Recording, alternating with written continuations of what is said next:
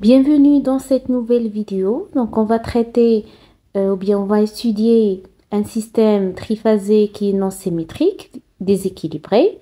Alors, on a déjà vu que dans un système électrique triphasé équilibré, les trois tensions sinusoïdales sont égales en amplitude et déphasées de 120 degrés les unes par rapport aux autres. Donc, cet équilibre est bien sûr essentiel pour assurer un fonctionnement stable des équipements électriques et bien sûr avoir une répartition uniforme de la puissance entre les phases.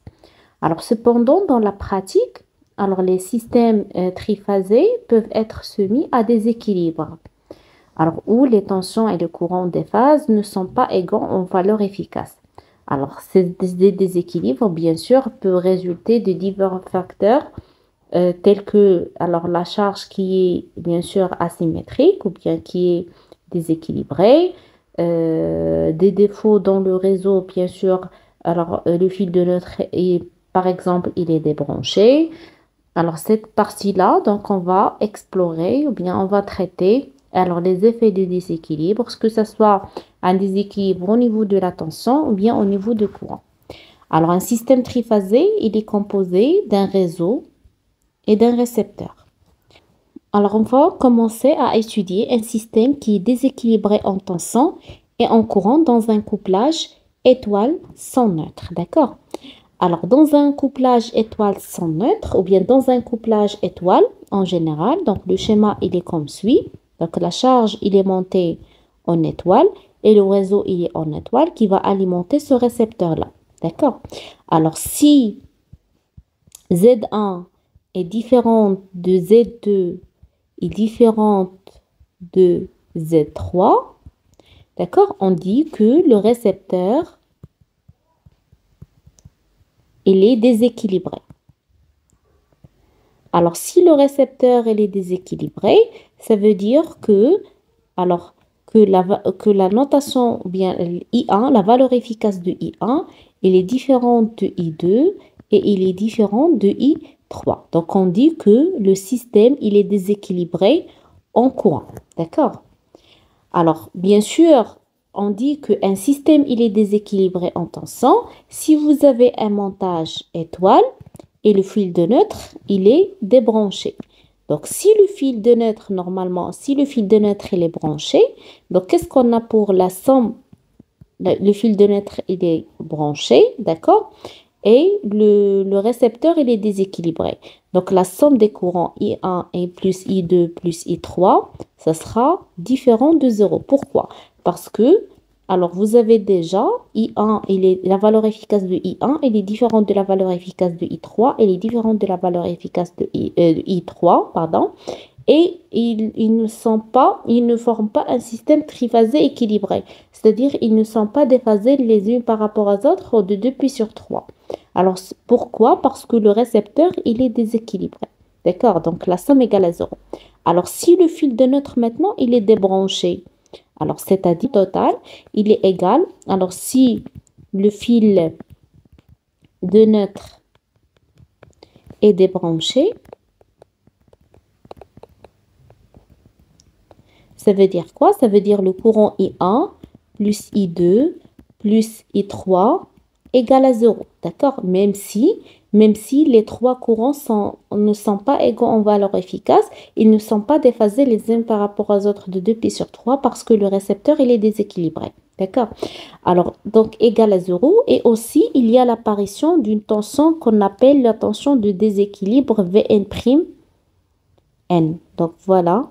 Donc, N' et N. Donc, Vn', d'accord, c'est la tension, voilà. Donc, Vn', c'est la tension de déséquilibre entre N' et N.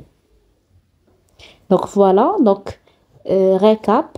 Donc, lorsqu'on a un déséquilibre ou bien un système qui est déséquilibré en tension et en courant, ça veut dire que, alors, le déséquilibre en tension, ça veut dire que, alors, si la charge il est couplée en étoile, le fil de neutre il est débranché.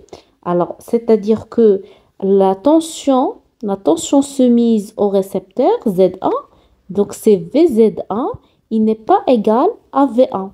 D'accord? Donc, on a déjà vu que lorsque le fil de neutre il est branché, donc VZ1 égale à V1, c'est-à-dire il est entre la phase 1 et le neutre. Maintenant, il est entre la phase 1 et il n'est pas le neutre, mais N'. D'accord? Donc, c'est-à-dire que, alors VZ1 égale à quoi? Donc, VZ1, c'est normalement, c'est entre la phase 1 et le N'. Donc, d'après la loi de Mile, donc qu'est-ce que vous avez? Donc, V1 égale à VZ1, voilà, plus Vn'. Donc, VZ1 n'est pas égal à V1 parce que donc, le fil de neutre est débranché. Alors, le système, il dit déséquilibré en courant si les trois charges ou bien les trois impédances ne sont pas identiques, d'accord? Donc, ils ne sont pas identiques. Et c'est-à-dire que les courants en valeur efficace ne sont pas identiques et ils ne sont pas, bien sûr, déphasés les uns par rapport aux autres de 2π/3, d'accord? Alors, même si le fil de neutre est débranché, donc I1 plus I2 plus I3 égale à 0. Donc, maintenant, on va déterminer ce qu'on appelle la tension de déséquilibre V1'N. Donc, qu'est-ce que vous avez? Vous avez V1'N, c'est, donc normalement, donc cette tension-là, donc c'est V1'N', d'accord? Donc, c'est Z1 fois le courant de ligne I1. Et vous avez, donc d'après la maille, donc cette maille-là, d'accord? Donc, V1 à quoi égal? C'est Vn', plus Vn', V1n, pardon, c'est V1n', donc c'est V1n' entre la phase 1 et N', plus Vn'. Donc là, I1, ça va donner, I1 c'est V1n' sur Z1, et je remplace V1n', celui-là, par V1 moins Vn'. D'accord? 1 sur Z1, c'est Y1, c'est l'admittance.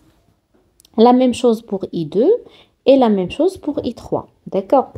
Donc, on a déjà la somme des courants I1 plus I2 plus I3 égale à 0. Parce que le fil de neutre, il est débranché. Même si l'installation, le système, il est déséquilibré en courant.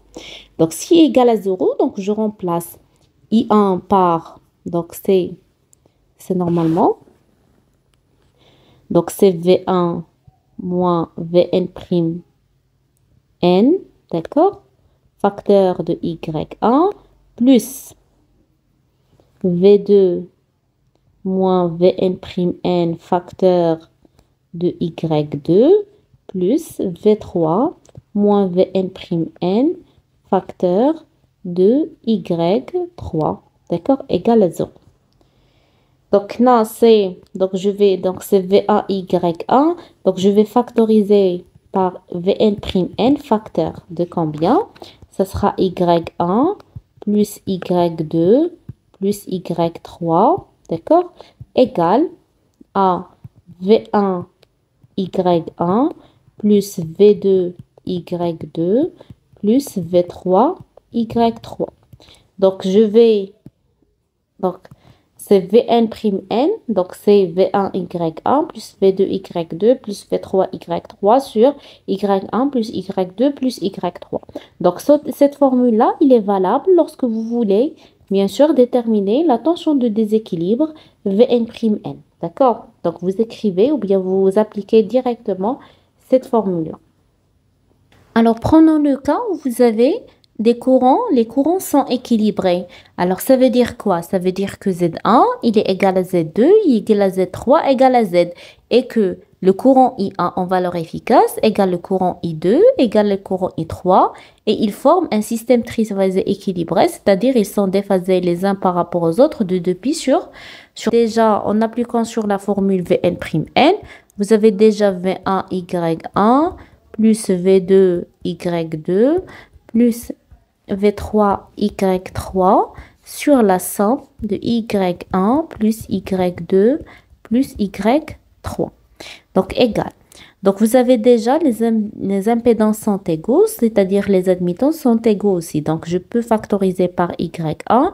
Donc, ça va donner V1 plus V2 plus V3 sur 3 fois Y1. Donc, et je simplifie par Y1. Donc, la formule devient Vn' égale à V1 plus V2 plus V3 sur 3. Donc, dans le cas où vous avez un système équilibré, c'est-à-dire le fil de neutre, il est branché, c'est-à-dire la tension de déséquilibre égale à 0. D'accord? C'est parce que ici, donc, le fil de neutre, il est branché.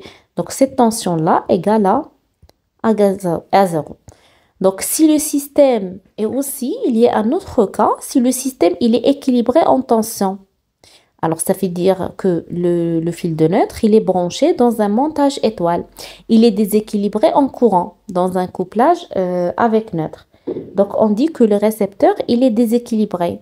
Si le récepteur, il est déséquilibré, d'accord, en courant, donc on dit que le récepteur, il est déséquilibré en courant, c'est-à-dire que I1 est différent de I2 est différent de I3, et la somme des courants, il n'est pas égal à 0, mais égal à un courant qui passe dans le neutre.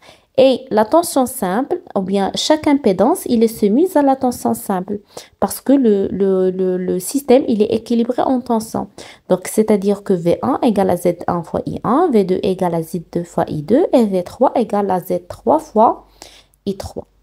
Maintenant, l'équivalence entre triangle et étoile, c'est-à-dire la conversion entre un montage ou bien dans un montage triangle vers un montage étoile. D'accord? Alors, vous avez donc un montage triangle. Alors, A, B, C. D'accord? Donc, vous avez Z triangle 1, Z triangle 2 et Z triangle 3. Donc, pour trouver l'impédance Z étoile 1, on fait donc Z étoile 1, il est sur le point A. D'accord? Donc, en faisant la multiplication de Z triangle 1 fois Z triangle 3. C'est parce que au point A, il existe deux impédances. D'accord? C'est Z triangle 1 fois Z triangle 3. Sur la somme des trois impédances, Z triangle 1 plus Z triangle 2 plus Z triangle 3. La même chose au point B. Alors, au point B, qu'est-ce que vous avez? Vous avez les deux impédances, ce sont Z triangle 1 et Z triangle 2. Donc, je vais mettre Z triangle 1 fois Z triangle 2 sur la somme des impédances. Alors, au point C, qu'est-ce que vous avez? Donc, vous avez deux impédances, Z triangle 3 et Z triangle 2. Donc, c'est Z triangle 2 fois Z triangle 3 sur la somme des Z triangle 1 plus Z triangle 2 plus Z triangle 3. Et voilà. Donc, si vous voulez, donc s'il s'agit d'un système qui est déséquilibré en courant, c'est-à-dire vous avez un récepteur qui est déséquilibré, alors c'est-à-dire que si vous voulez transformer un montage triangle vers étoile, donc vous appliquez les trois formules, d'accord? Alors par contre, on a déjà vu lorsqu'il s'agit d'un montage équilibré ou bien d'un récepteur équilibré, donc le passage d'un montage triangle vers un montage étoile, c'est tout simplement, c'est divisé sur 3. Par exemple, si vous êtes ici, vous avez ici Z, ici, ça va être Z sur 3. D'accord? Alors maintenant, si on veut convertir un montage étoile en un montage triangle, donc ces deux formules-là, ce sont les formules de Kennedy.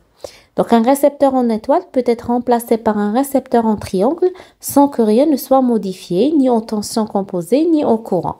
Alors voilà, donc vous avez un montage étoile, d'accord? Z étoile 1, Z étoile 2 et Z étoile 3. Donc on veut convertir ce montage étoile en un montage triangle qui a une impédance Z triangle 1, Z triangle 3 et Z triangle 2.